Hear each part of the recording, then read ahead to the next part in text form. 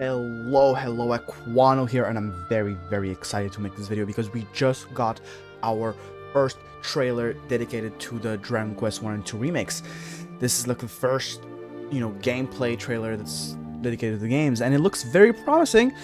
In this video, we'll talk about the trailers and about what kind of changes we can expect for these games, considering what they did with the Dragon Quest 3 remake. Let's get right into it.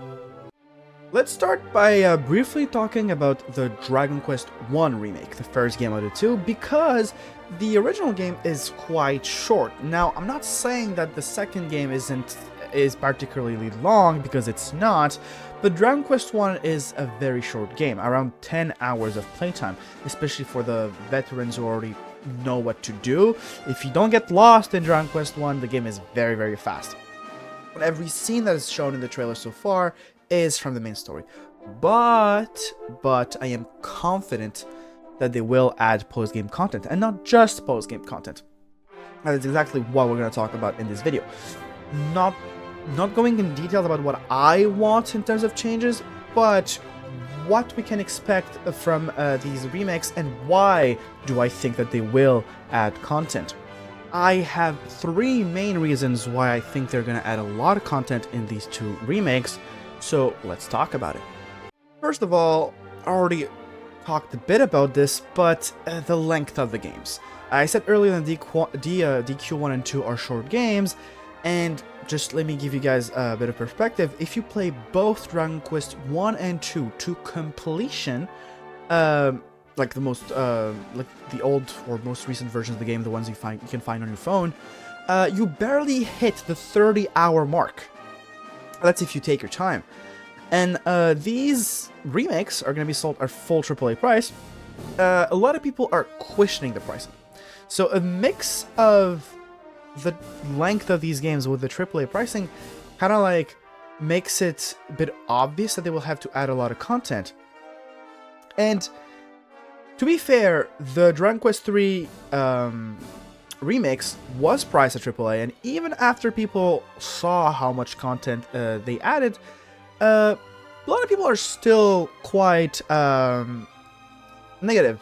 Have negative opinions about the AAA pricing. Now, let me know in the comments what you guys think. Do you guys think that the Dragon Quest 3 HD-2D remake deserved AAA pricing? But honestly, if we stay on the topic of game length, well, I'm someone who takes my time, to be fair, but it took me around 80 hours to do everything in Dragon Quest 3, and I didn't even beat the super boss that required you to like grind to level 99. Now, like I said, 80 hours is quite a lot, and it's inflated because I'm a content creator. I had to make videos on it, and all the grinding and shit is not supposed to be counted. But even if we look for a more reasonable target, like maybe 50 hours, it's gonna be quite hard to make Dragon Quest 1 and 2 together reach 50 hours of content, because, like I said, the original games are very short. So they definitely can't sell the games at AAA pricing without adding content. Now, how are they gonna achieve 50 hours of content? I don't know, but that's why I'm very excited for these remakes. I'm really curious about what kind of content they will add. Now that we talked about the pricing, let's talk about their precedents. So obviously the prices of the game kind of suggest that they will add a lot of content, but we can talk at a very concrete example, and that's the game they just released. They just released the HD-2D remake of Dragon Quest 3, and by looking at the precedents, we can kind of assume, reasonably so, that these games are going to have a lot of extra content. Why? Well, let's look. Let's just look at the facts. Dragon Quest 3 HD-2 remake. What did they add? For people who play the old versions, they would know that they added a couple bosses that didn't exist in the previous main campaign. They added an entire new class to experiment with, which it might not increase the time length by a lot, but we all know that Dragon Quest players love to experiment with a bunch of builds, learn all the skills, etc. So a new class can add quite a lot of time, and they added an entire new minigame, a monster taming minigame, which was kind of fun, I ain't gonna lie. Now, let's just look at the average times from howlongtobeat.com, because, the 80 hours I said earlier is a bit too much for the average person. I also would really appreciate if you guys commented your playtime in Dragon Quest 3, because the time I see in the howlongtobeat.com is quite different from mine. So I want to know if the average player is like between the two, or more towards my side, or towards the howlongtobeat.com side. So yeah, if we look at the times from howlongtobeat.com, it said that it's 32.5 hours to beat the main story, 44 for those who do main and side content, and 61 hours to complete all the content. Now, I know that a lot of people are frustrated with the price, but 60 hours to do all the content seems pretty fair to me. It's a very big game. Now, these hours seem kinda short to me, like, 44 hours for someone who does side and main content, but hey, if y'all comment your playtimes, we'll see if these are really on the shorter sides or just average. Now, like I said, they added a couple bosses, a new class to experiment with, a monster tamer minigame, and they even added an entirely new post-game dungeon with a super boss.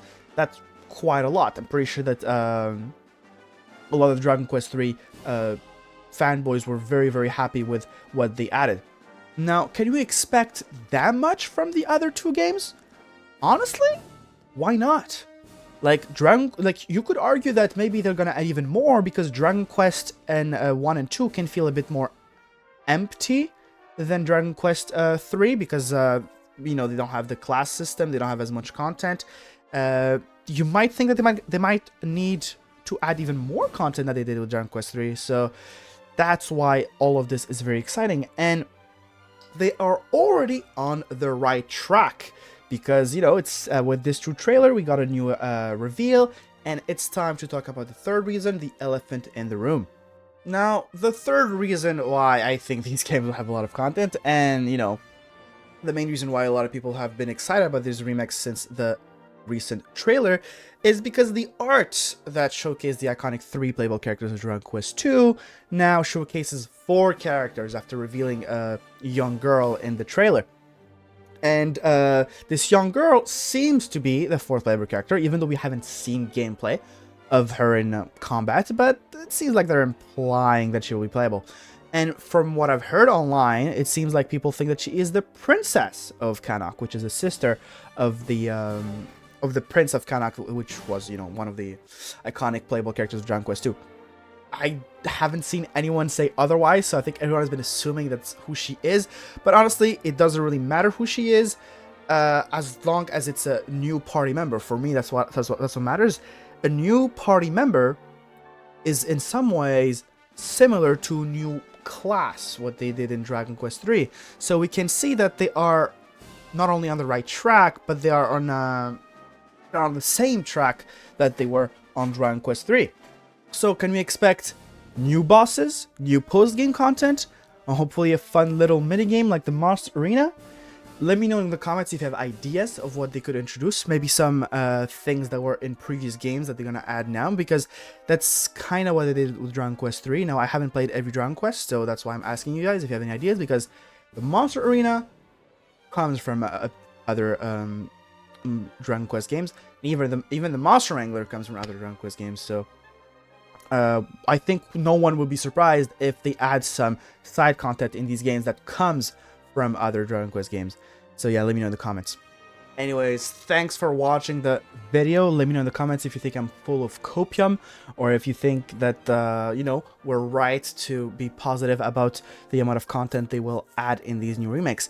I personally haven't played Dragon Quest 2, so sorry if I didn't have much to say about the new party member, but I did play Dragon Quest 1, and I'm really, really excited to see what kind of secrets they kind of sprinkle in the world of Dragon Quest 1, because Dragon Quest 1 is a very iconic and very simple game, right? They just throw you in, you're a guy, and you have to explore the world and kind of figure out what you need to do. And that kind of world, that very open game, there's a lot of potential for sprinkled side content, extra side content in the world, and I'm really excited to see what they do with that. Now, I think a new party member is indicative that they will give this game the same treatment they get to DQ3, and don't forget to comment what do you think about the AAA pricing of these games, and how long it took you to be done with the Dragon Quest 3 HD-2D remake. See you guys on the next video for more Dragon Quest content. It was acwano. Peace.